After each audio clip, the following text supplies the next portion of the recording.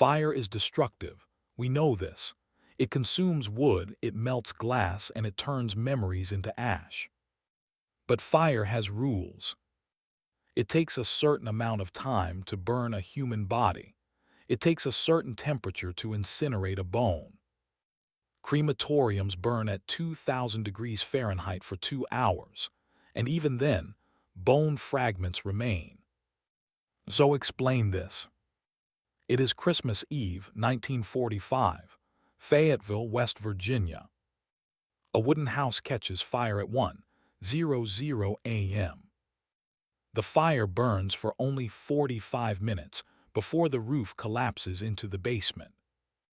By morning, the ash is cool enough to walk on. 5 children were trapped on the top floor. But when the parents sift through the white ash, they find nothing. No skulls, no ribs, no teeth. Not even the metal springs of the beds. It is as if the children didn't die. It is as if they were never there. The authorities tell the parents the fire was too hot, they vaporized. But the parents know that's a lie. They know that earlier that night, the phone rang with a strange laugh. They know that a man threatened them weeks ago because of their political views. They know that their ladder was missing. And they suspect that while the house was burning, their 5 children were watching from the back seat of a dark car, driving away into a life they would never remember. This is the story of the Sodder children.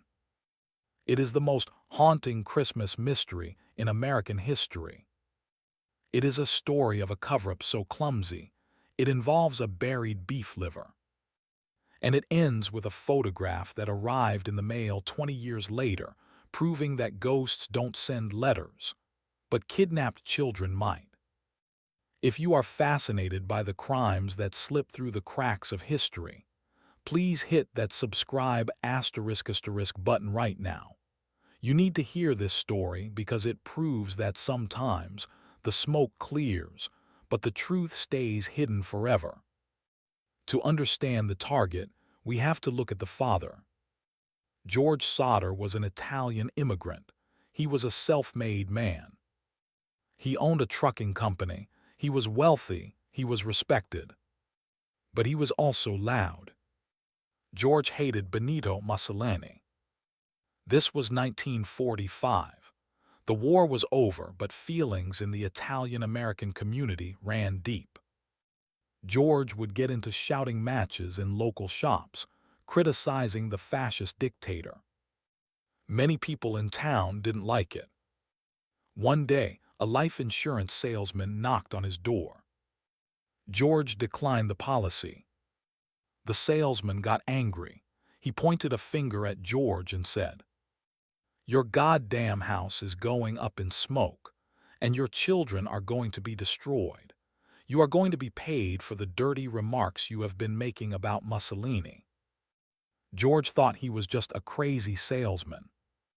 He didn't know that this man was also on the local coroner's jury, the very group that would later decide the fate of his children. December 24, 1945. The Sodder house was full of life. There were 10 children. 1 was away in the army, 9 were home. Marion, 17, brought home toys from the store where she worked. The younger kids, ** Morris, 14, Martha, 12, Louis, 9, Jennie, 8, and Betty, 5 **, begged to stay up late. Their mother, Jennie Sodder, said yes. "You can stay up," she said, "but make sure you feed the cows and close the chicken coop before you go to bed." The parents took the youngest, Sylvia, too, and went to sleep. The house was quiet.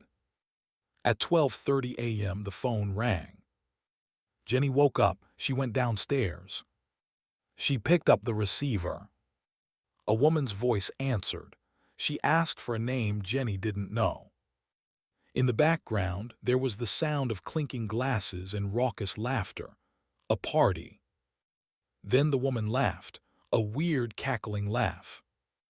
Jennie said, "You have the wrong number," and hung up. She noticed the lights were still on, the curtains were open, the front door was unlocked. She assumed the kids had forgotten to do their chores and had gone to sleep. She locked the door, turned off the lights, and went back to bed. At 1:00 a.m. she heard a sound. Thumping. Something hit the roof. It sounded like a pineapple bomb or a heavy rubber ball rolling down the shingles. She listened, silence. She drifted back to sleep. Half an hour later, she woke up coughing. The room was full of smoke. George, wake up, fire. George and Jennie grabbed the baby, Sylvia. They yelled for the older boys, John, 23, and George Jr., 16. They ran out of the house barefoot into the snow.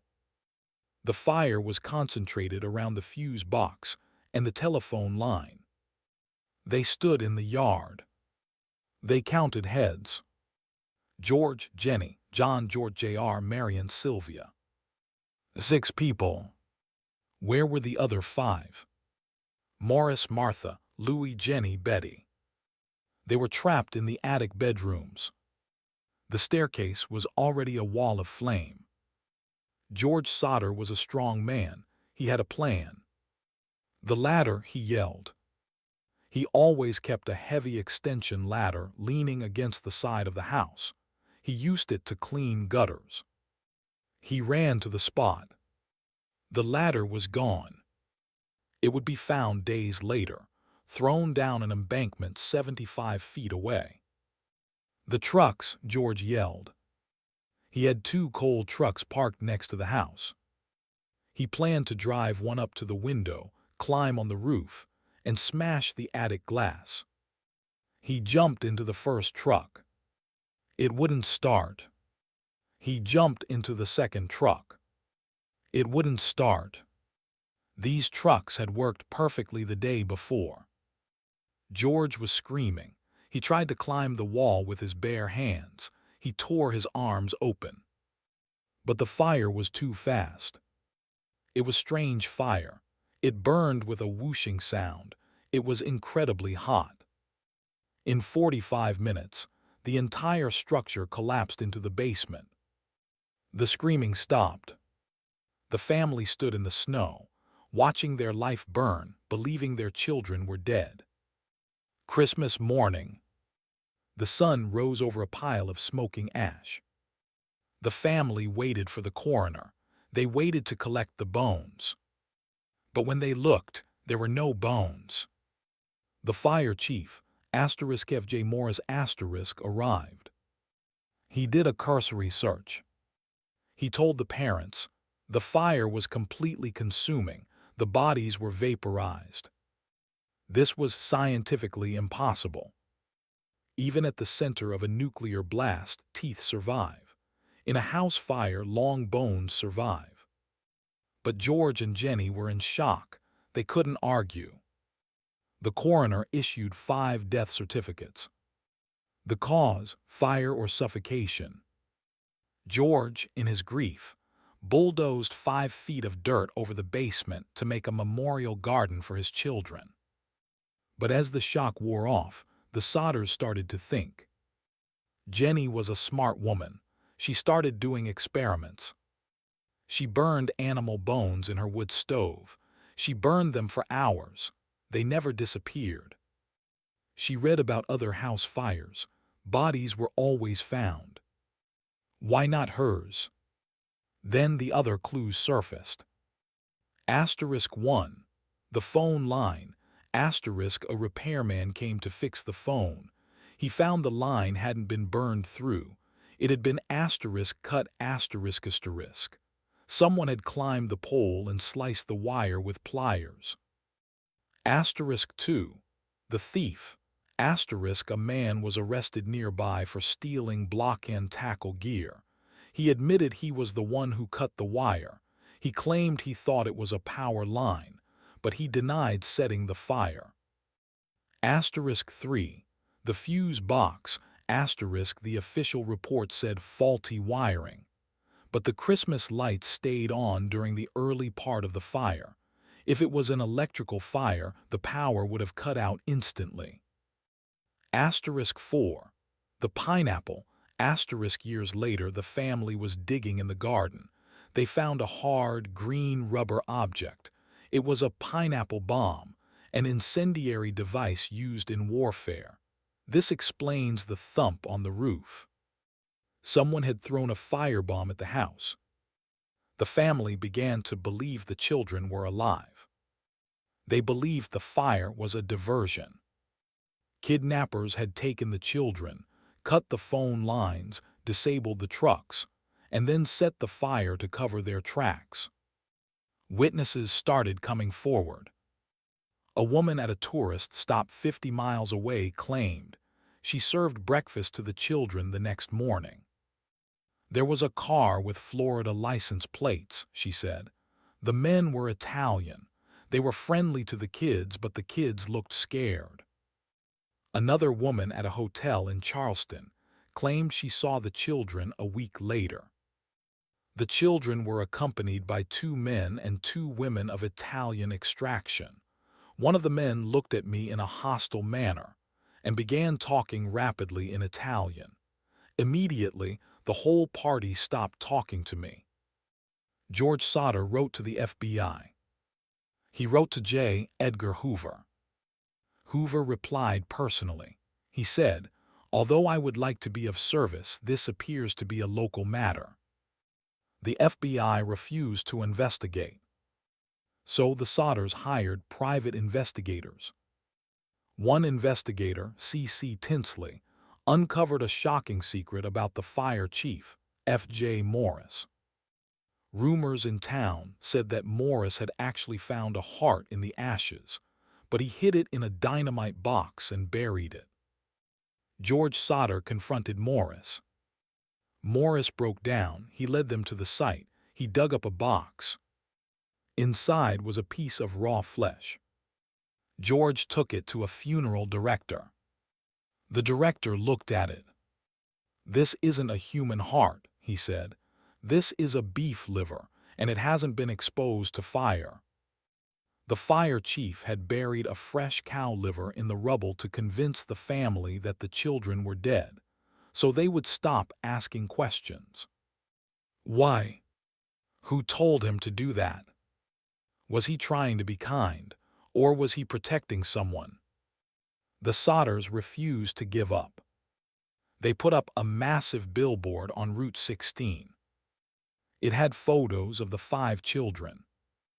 It offered a $5,000 reward, later $10,000. It accused the authorities of a cover-up. For 30 years, that billboard stood as a haunting reminder of the unsolved crime. George traveled the country following leads.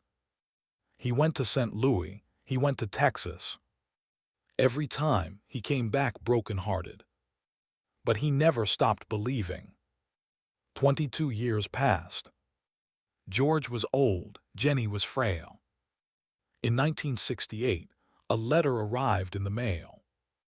It had no return address. It was postmarked from Kentucky. Inside, there was a photograph. A black and white picture of a young man. He looked to be in his mid-20s. He had dark eyes, a strong nose, and Italian features. The Sodders gasped. The eyes were Louis. The nose was Louis. On the back of the photo, a cryptic message was handwritten. Louis Sodder, I love brother Frankie, Illo boys, A90132. The family hired a detective to go to Kentucky. The detective took the money and vanished. He was never heard from again. Did he find Louis? Was he paid off, or was he killed? The photo remains the most compelling piece of evidence. Forensic artists have compared it to Louis Sodder at age 9. The match is striking. But why didn't he come home? Why brother Frankie? They didn't have a brother named Frankie.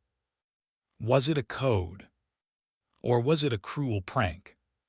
The theory that refuses to die is the mafia connection. Did the insurance salesman make good on his threat? Some believe the children were taken to Italy. George Sodder was born in Sardinia. There were rumors he had a past in Italy that he was running from. Did the fascists take his children to re-educate them, to turn them against their father? It sounds like a movie plot. But in 1945, child trafficking networks asterisk did exist. And the sheer amount of sabotage, the cut wire, the missing ladder, the disabled trucks, points to a coordinated hit, not a random arsonist. One man couldn't do all that alone in the dark. It was a team. George died in 1969, a year after receiving the photo. Jennie wore black for the rest of her life. She tended the memorial garden until she died in 1989. The billboard finally came down. The youngest survivor, Sylvia, continued the search until she passed away in 2021. The house was never rebuilt. Today, the site is just a patch of grass in West Virginia.